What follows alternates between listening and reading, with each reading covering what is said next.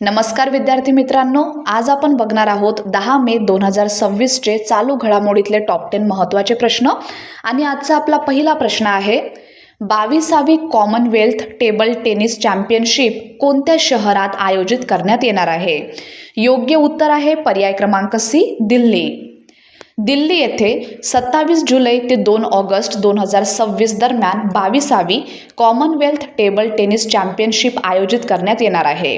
ही 7 दिवसीय स्पर्धा त्यागराज स्टेडियम येथे पार पडणार आहे। स्पर्धेचे आयोजन दिल्ली सरकार आणि table tennis federation of India यांच्या संयुक्त विद्यमाने करण्यात येत आहे। या स्पर्धेत 35हून अधिक राष्ट्रकुल देशातील खेळाडू आणि संघ सहभागी होण्याची अपेक्षा आहे।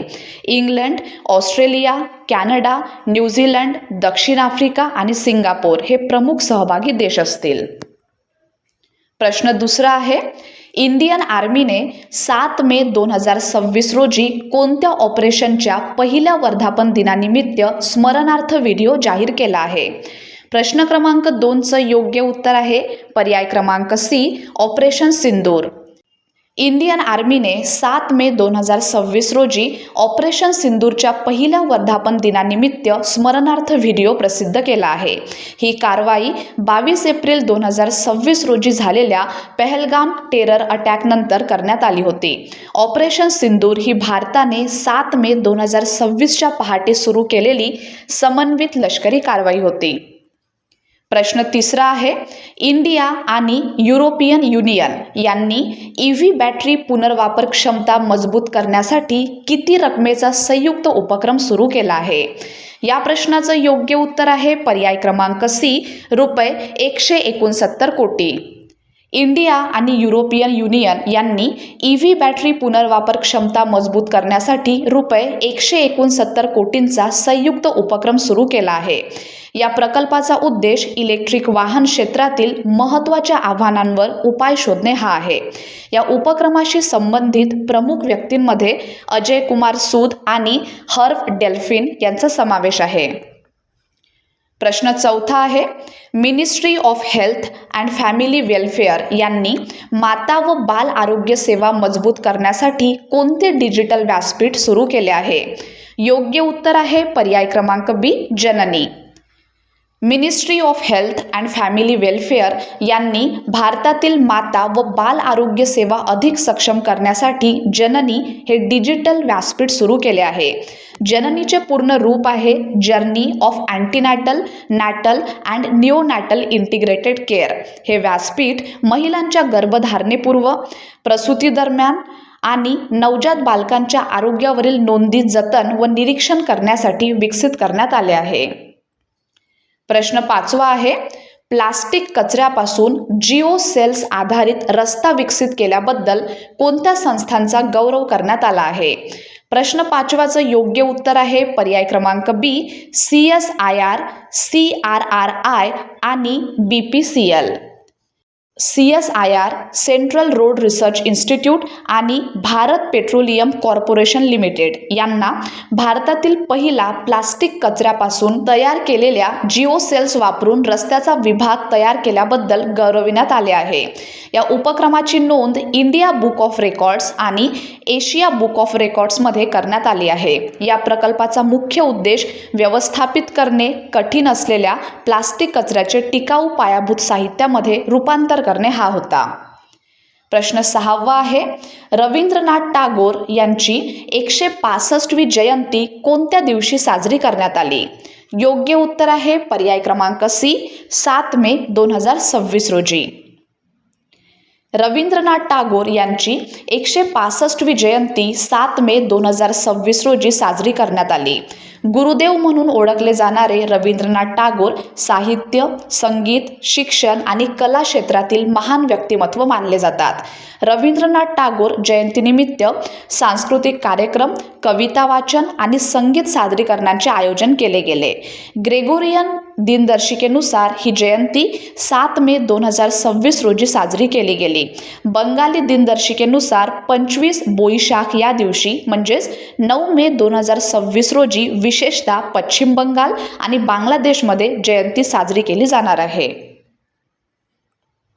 प्रश्न 7वा, इंडिया AIने AI आधारित आरोग्य सेवा उपाय विकसित करण्यासाठी कोणत्या संस्थेसोबत सामंजस्य करार MOU केला आहे? योग्य उत्तर आहे पर्याय क्रमांक C, ICMR. इंडिया AI आणि Indian council of medical research ICMR यांनी AI आधारित आरोग्य सेवा उपाय विकसित करण्यासाठी सामंजस्य करार केला आहे. हा उपक्रम आरोग्य क्षेत्रात कृत्रिम बुद्धिमत्ता तंत्रज्ञानाचा वापर वाढविण्यावर केंद्रित आहे. या भागीदारी अंतर्गत AI आधारित आरोग्य उपाय, जैववैद्यकीय डेटा सेट आणि संशोधन पायाभूत सुविधा विकसित केल्या जाणार आहेत. पुढला प्रश्न, नॅशनल क्राईम रेकॉर्ड्स ब्युरोच्या अहवालानुसार आत्महत्यांच्या सर्वाधिक घटनांची नोंद कोणत्या शहरात झाली आहे? प्रश्न 8चं योग्य उत्तर आहे पर्याय क्रमांक C, बँगलोर. बँगलोरमध्ये आत्महत्यांच्या घटनांची संख्या सर्वाधिक नोंदविण्यात आली आहे. नॅशनल क्राईम रेकॉर्ड्स ब्युरोच्या accidental deaths and suicides in India अहवालानुसार 2022, 2023 आणि 2024 या तिन्ही वर्षात बँगलोरचा आत्महत्या दर प्रति लाख लोकसंख्येमागे सुमारे 20 इतका राहिला. या आकडेवारीमुळे बँगलोर हे आत्महत्या दराच्या बाबतीत देशातील प्रमुख शहरांमध्ये अग्रस्थानी राहिले आहे. NCRB तर NCRB ही संस्था केंद्रीय गृह मंत्रालयाच्या अंतर्गत कार्यरत आहे. NCRB दरवर्षी accidental deaths and suicides in India अहवाल प्रकाशित करते. या अहवालात राज्ये, केंद्रशासित प्रदेश आणि निवडक शहरांमधील अपघाती मृत्यू, आत्महत्या आणि त्या संबंधित कारणांची माहिती संकलित केली जाते. प्रश्न 9वा आहे, कोल इंडिया लिमिटेड CILने 100 मेगावॅट क्षमतेचा सौर ऊर्जा प्रकल्प कोणत्या राज्यात कार्यान्वित केला आहे? या प्रश्नाचं योग्य उत्तर आहे पर्याय क्रमांक B, गुजरात.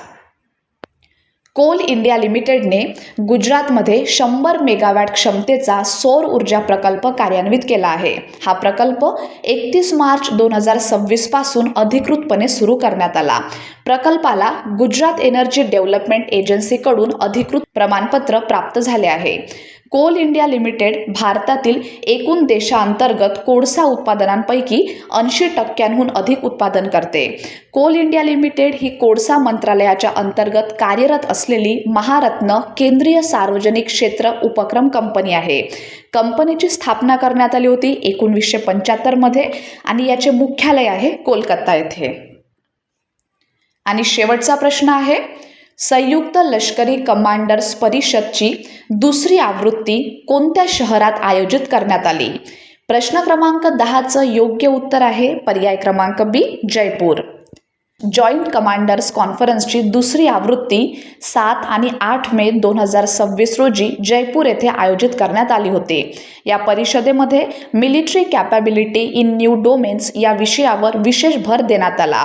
परिषदेला राजनाथ सिंग आणि अनिल चौहान उपस्थित होते. ही परिषद ऑपरेशन सिंदूरच्या पहिल्या वर्धापन दिनाच्या पार्श्वभूमीवर आयोजित करण्यात आली होती. Chief of defence staff CDS हे पद 2019 मध्ये संरक्षण मंत्र्यांचे प्रमुख लष्करी सल्लागार म्हणून स्थापन करण्यात आले होते. बिपिन रावत हे भारताचे पहिले CDS होते. संरक्षण मंत्रालयाची स्थापना 15 ऑगस्ट 1947 रोजी झाली असून त्याचे मुख्यालय नवी दिल्ली येथे स्थित आहे. धन्यवाद.